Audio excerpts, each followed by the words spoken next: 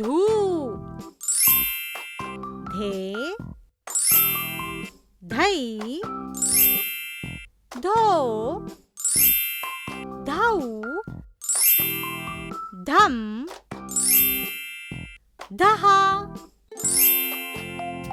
आता पुन्हा एकदा म्हणूया. ध, धा, धी, धी, धू, धू, धे, धई, धो, धाऊ, धम, दहा.